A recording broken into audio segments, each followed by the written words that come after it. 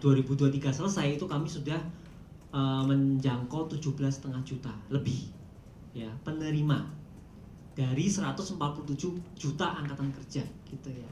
Jadi itu teman-teman, dan 2024 kami masih lanjut targetnya 1,148 ya juta ya, 1,148.800 kalau mau lihat angka keritingnya ya istilahnya ya. Jadi itu target kami dan terus akan lanjut gitu ya. Harapannya kita bisa lebih banyak menjangkau angkatan kerja Indonesia yang mau dilatih gitu ya. Karena apa?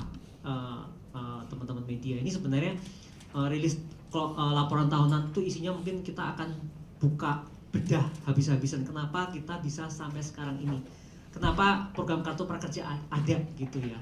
Ini kan sebenarnya gagasan yang diwujud nyatakan. Kita adalah bentuk kelembagaan baru. Ini sebenarnya eksperimentasi kelembagaan kalau boleh dibilang begitu ya. Karena program manajemen office ini baru pertama kali di Indonesia. Pionir, kita merupakan salah satu pionir utama, digital yang pertama begitu ya. Setelah itu baru lahir adik-adik kita lah yang Peduli Lindungi gitu ya, dan GovTech gitu ya, SPPE, dan setelah itu yang lain-lain ya, banyak lah begitu ya. Jadi itu teman-teman, jadi ini acaranya sangat menarik. Kenapa kita akan buka-bukaan gitu ya, kenapa PMO program kartu prakerja sampai saat ini kita bisa mencapai angka itu gitu ya. Ada nanti kita bicara tentang kebijakannya apa aja sih gitu ya, kenapa ini kita bisa adaptif.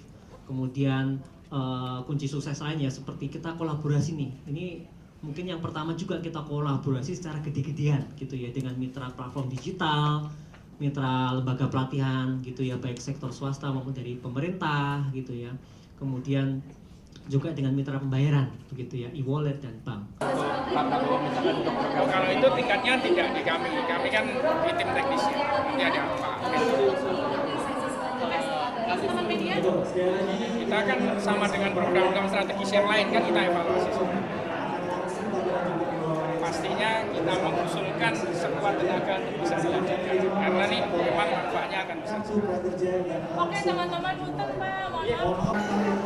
Dan kami sangat terhormat ada Pak Sofyan Jalil, beliau dulunya adalah former Menko Perekonomian dan juga Bappenas. Kemudian kanan adalah Pak Bambang Brojo yang juga former dari Menteri Keuangan dan juga Kepala Bappenas. Ya, jadi Pak Bambang Brojo juga former Menteri Keuangan dan juga Kepala Bappenas, di mana kita tahu bahwa kita sekarang di masa transisi dan kemudian beliau berdua experience-nya di Bappenas dan juga keuangan, perencanaan dan pendanaan ini menjadi sangat penting, dan insight dari beliau kita dengarkan tadi. Jadi saya persilakan teman-teman mungkin karena kalau tentang acara ini dan apapun yang tentang prakerja capaian ada di buku, bisa di-download juga buat teman-teman. Jadi silakan aja untuk bertanya bisa kepada Pak Bambang Brojo dan juga Pak Sofyan Jalil. Terima kasih. Bu, jadi Bu, izin Bu, tadi kan Pak Susi udah bilang pemerintah saat ini berharap untuk prakerja bisa dilanjutkan tahun depan. Tapi dari pihak PMO sendiri apakah sudah menyiapkan semacam kayak mungkin anggaran atau penyesuaian lainnya?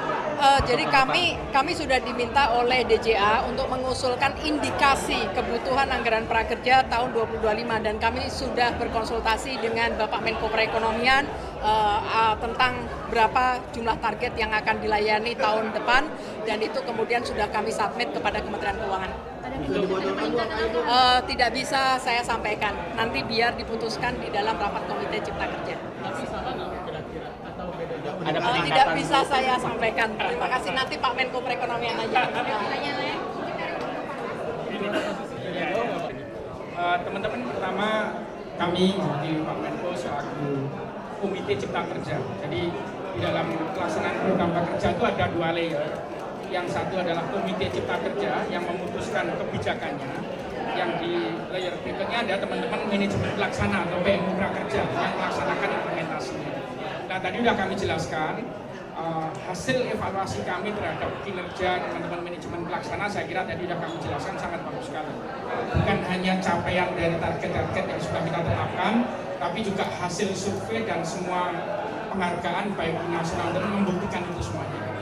Dengan capaian yang mengakses pelatihan lebih dari 18,1 juta itu luar biasa.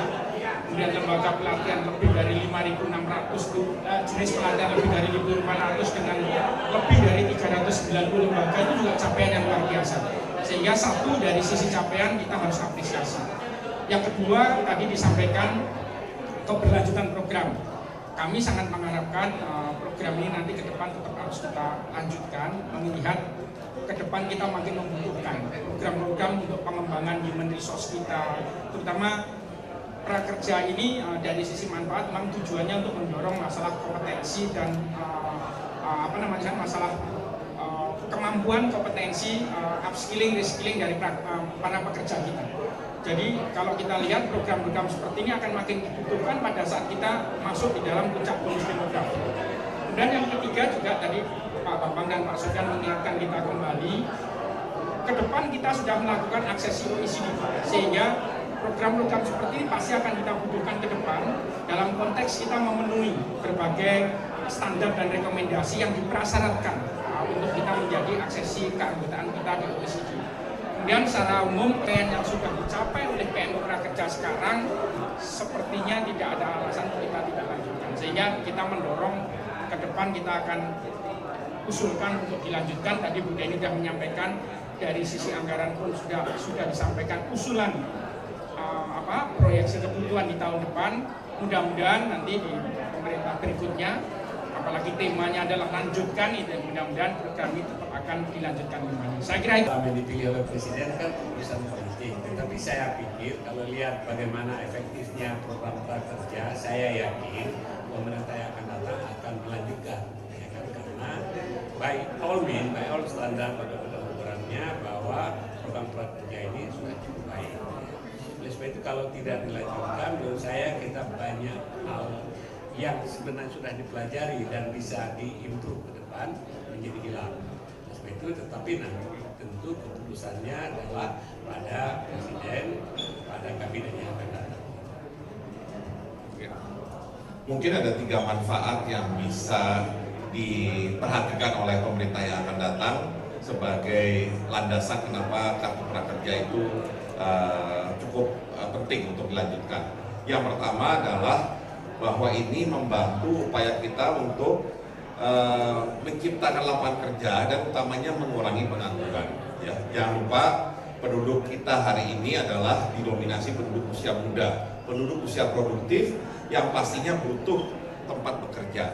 Tapi kalau skill mereka tidak sesuai dengan apa yang diminta oleh pemberi kerja, tentunya ini akan menciptakan pengangguran, dan itu yang bisa dikurangi dengan program kartu prakerja.